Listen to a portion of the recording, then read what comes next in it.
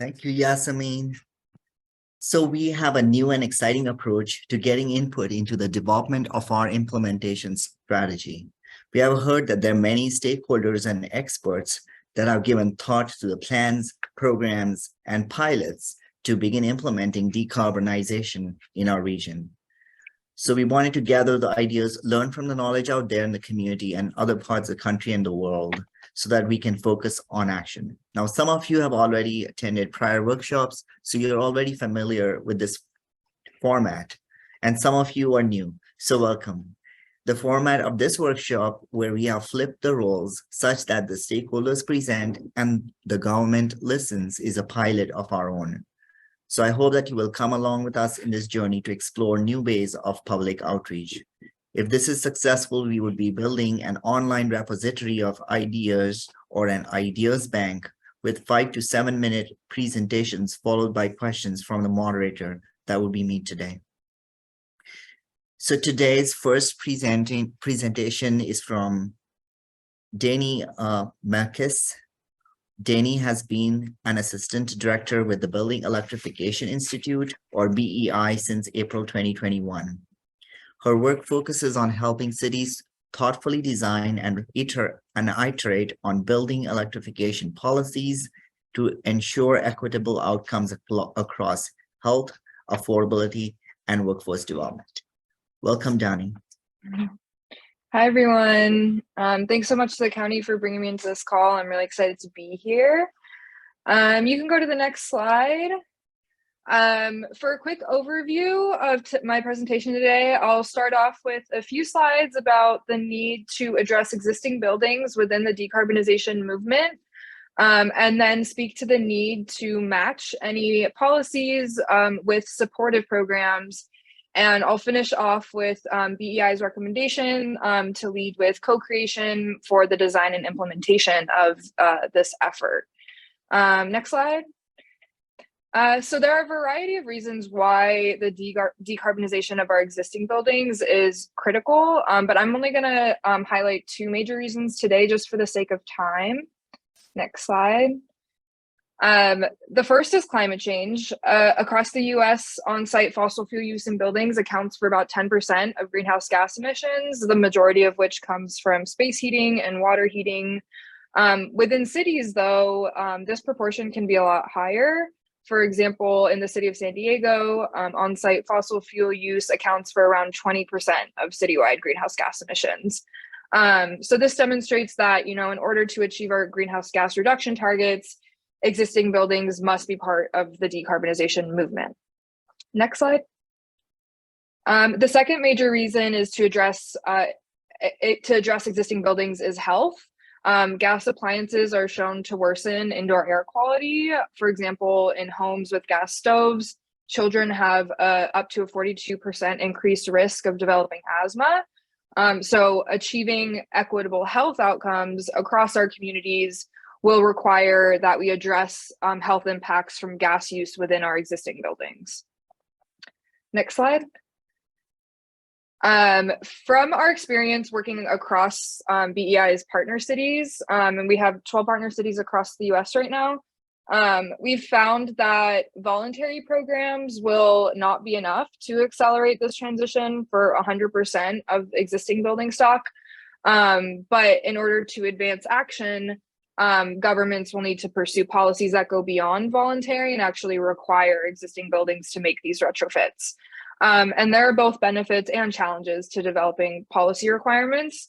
Some of the benefits are the potential to lower utility bills, an opportunity to build an inclusive workforce, guaranteeing the greenhouse gas reductions, and expanding healthy indoor environments. But we also must address the challenges that come with these policies. So there's a risk of increased costs around rent and utility bills, which could lead to housing displacement. There's significant financial and technical support needed to help buildings comply with policies, and that can lead to administrative or enforcement burdens on public agencies.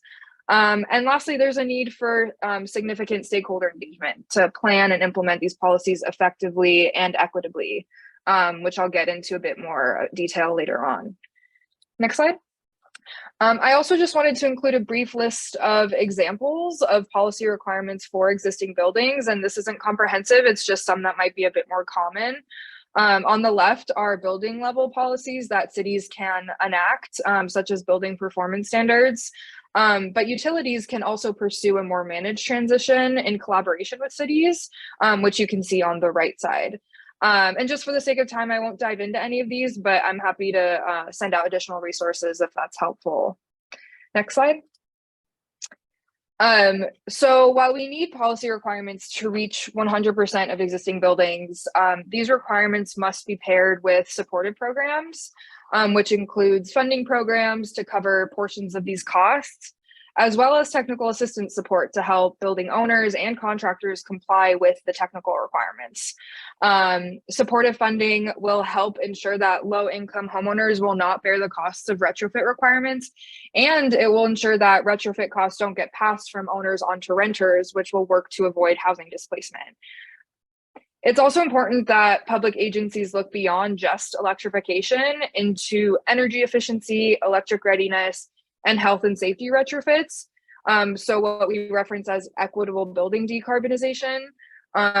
However, existing programs that currently cover costs across all of these areas often don't coordinate, or they're not all cataloged in one place, which is hard because in order for public agencies to thoughtfully plan for new funding or new supportive programs, it's important that public agencies fill gaps rather than trying to duplicate existing efforts.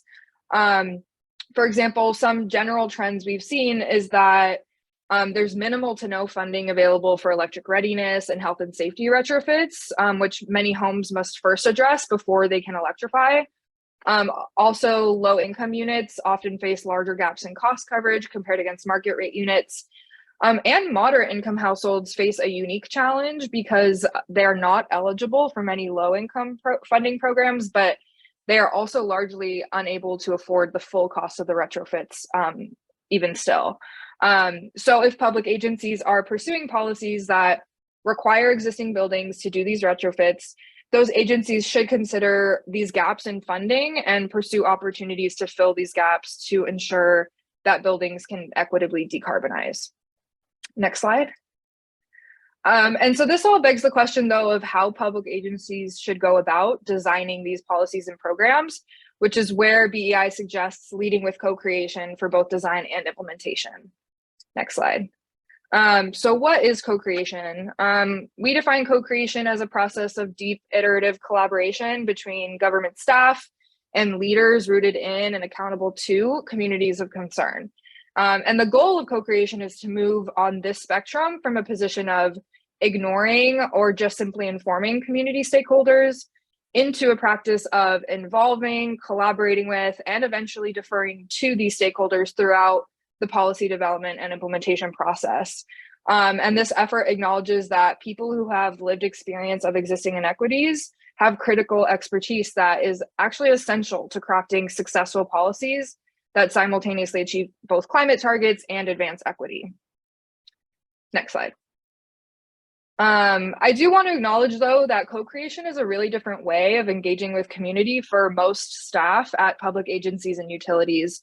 This process requires engaging with CBOs early and throughout the planning process, dedicating resources to the process, maintaining flexible timelines, acknowledging harmful histories, etc. And many of these actions will likely feel hard or uncomfortable. And so over the long term, really committing to co-creation may require new training or background for the staff doing the implementation work. Any questions for me? So thank you, Danny. Really appreciate an expansive presentation, and I wanted to commend you for coming here and sharing with us a perspective, given that BEI has a range of experience across almost a dozen cities in America, 4 of them here in California. With that kind of expansive knowledge, I wanted to kind of point out of that you gave very broad brush. suggestions on supportive programs that include one-stop shop, equitable funding, and pairing energy efficiency with this kind of energy conversion. Are there any specific suggestions that you have for our region? Well, right now what we're seeing, where we're seeing success in places that have one, framed climate action alongside other major issues, such as building out a green workforce or addressing holistic housing needs, including kind of the current and growing inequity in housing affordability, health, and safety. Ultimately, this framing gets at the need for people across communities to see themselves in this transition and see themselves within this work. And climate isn't always the right message to achieve that. So that would be kind of one area to focus on. Another is in places that we've seen success in places that have pursued local funding mechanisms that are dedicated to equitable climate action. So, for example, in Denver, they have a climate protection fund, which was a voter approved sales tax. So they have around $40 million of dedicated climate action funds and are dedicating around 20% of that to building retrofits. So that's another key strategy where we're seeing success in cities or regions. Thank you. Thank you, Danny. It does, in terms of just following up on that, both in terms of outside our region, but also now that think a little bit about California, given that California has been leading in some of these kind of with the California Energy Commission and Title 24 standards and appliance standards. Where do you think we could, like as a region, think of what's coming in the future, and where are the gaps in our knowledge base? Yeah, I think this is a great flag. And I covered a lot of ground across the policy options, the need for supportive programming, and leading with co-creation. And kind of each of those all have their own gaps and lessons from other places that we all can be learning from.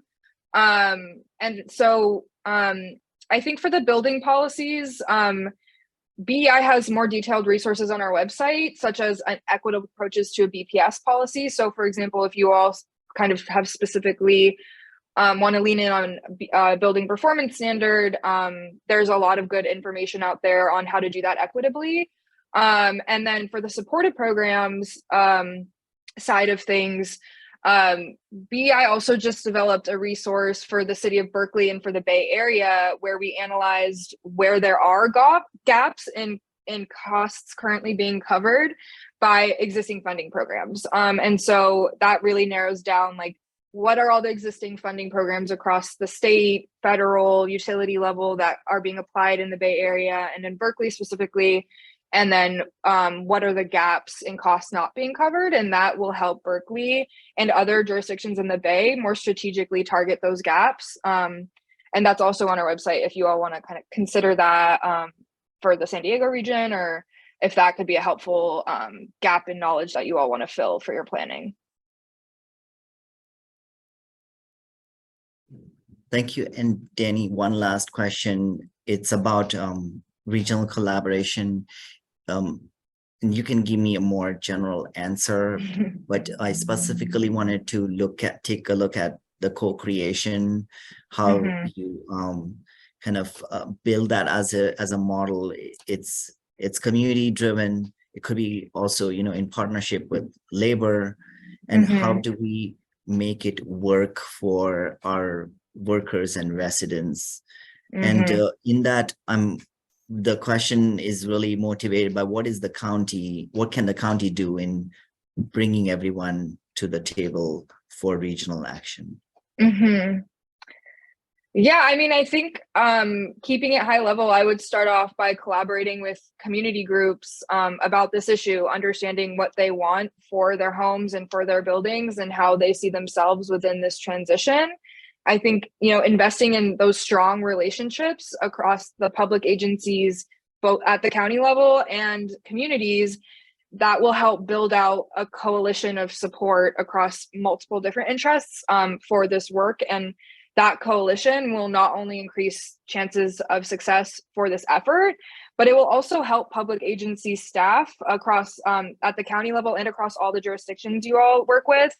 It will help you all justify why you're prioritizing this work for your own work plans.